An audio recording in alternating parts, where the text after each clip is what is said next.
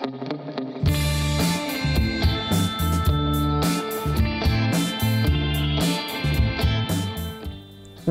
í jólaföstudagsþáttinn. Eigum að segja að andi friðar og kærleika svífi við vötnunum í kvöld. Til mín eru komnar Sigrún og Sunna en þær eru með matargjafir á Akureyri og nágrenni. Hjartanlega velkomnar.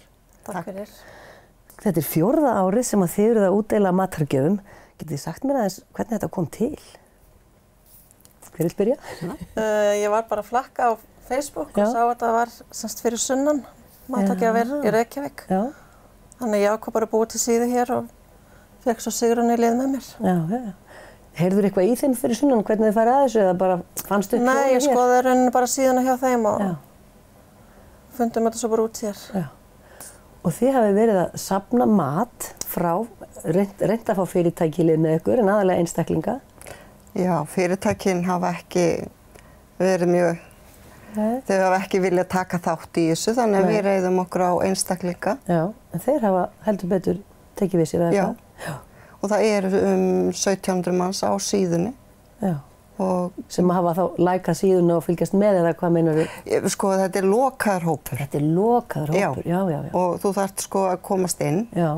Og fólk sem er þar inni eða hefur frétt af okkur, það gefur eða er að biðja mat. Já, þannig að inn á síðun eru bæði þeir sem þiggja og gefa. Já.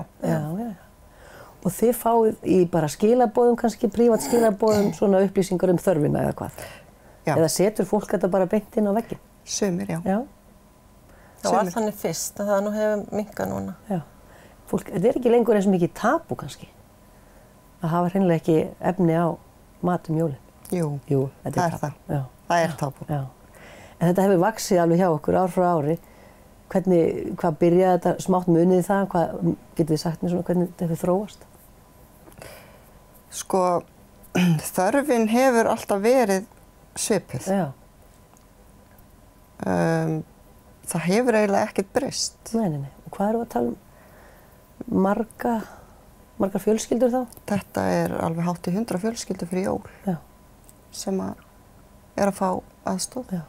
Og þið hafið alltaf náð í þessi 4 ár að sinna þeim? Já.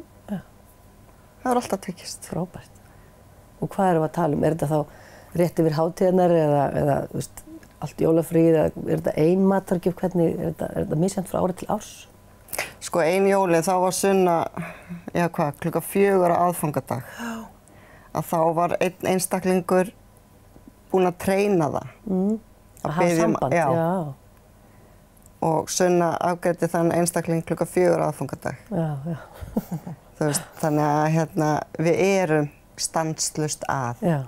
En núna erum við að reyna að biðja fólk að vera aðeins fyrr á ferðinni. Svo þið getið kannski sinnt ykkar jólasteik. Já, það væri rosa fínt. Já. En það hefur, þú veist, þetta er ekki vandamál fyrir okkur. Nei. Alls ekki. Og hvað er fólk þá að fá? Er það að fá kjöt og kartöflu meðlæti? Er það bara misjafnt eða? Sko fyrst var þetta þannig að það var, kjöt og meðlæti og allt svoleiðis. Svo fyrir, er ekki 2 ár síðan að þá stofnuðum við reikning. Þetta var orðið svo erfitt fyrir okkur að við vorum farnar sjálfar að versla.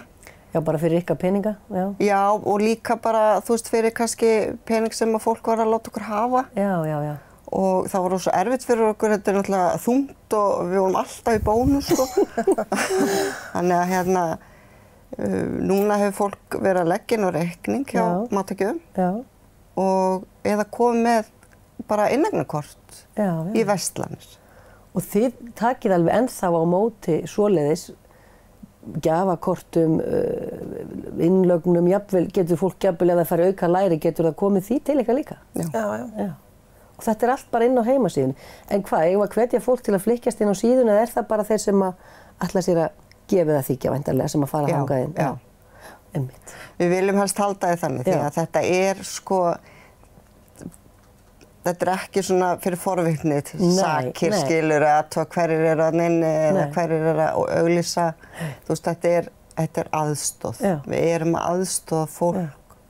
Þannig ef það er einhver sem er allt inni með auka hamborgarahrygg, hann gæti kannski farið inn á síðuna og bara búið þennan hrygg eða látið ykkur vita og hann kemst í góðar hendur. Já. Já. Og eins gjafabréf frá verslunum og því ég vissum að núna er föstudagur, þátturinn fyrir lofti föstudegi og það er alveg laugardagur og sunnudagur og það er hægt að gera ýmislegt á þeim tíma. Já, og svo er þetta allt árið. Og svo er þetta allt árið, já. Þú veist, það eru áramót. Já, það eru páskar. Það eru og það þarf að borða á hverjum degi. Já, já. Það þarf að.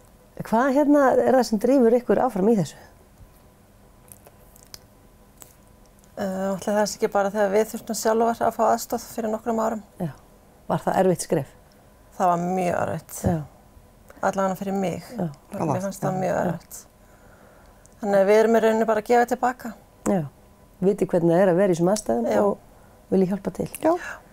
Ég verð nú að segja að þetta er bara sannur jólaandi og vonandi þeir sem að horfa geta tjekkað á síðunni eða þeir vilja gefa og taka þátt eða ef þeir eru í Já, bara haft samband við okkur beint. Já, já. Sunna og Sigrún, þið finnist líka á Facebook. Já, já, við erum á Facebook og margir sem eru ekki í hópnum, þeir vita af okkur, hafa bara samband í Messenger eða ringja. Eða banka upp á. Þetta er bara í sjálfboðavinnu fyrir utan ykkar störf, þannig er þetta að fara að taka mikinn tíma, eða er þetta svona svolítið í törnum? Já, svona kringum hátíðarnar, þá er þetta svolítið, tímafrekt. Tekur svolítið tíma. En þið gerir þetta með gleði og bros á vör. Já. Takk kærlega fyrir að koma í þáttinn og segja frá þessu og vonandi bara gengur ykkur sem best með þetta verkefni. Takk fyrir það. Og gleðileg jólin. Gleðileg jól.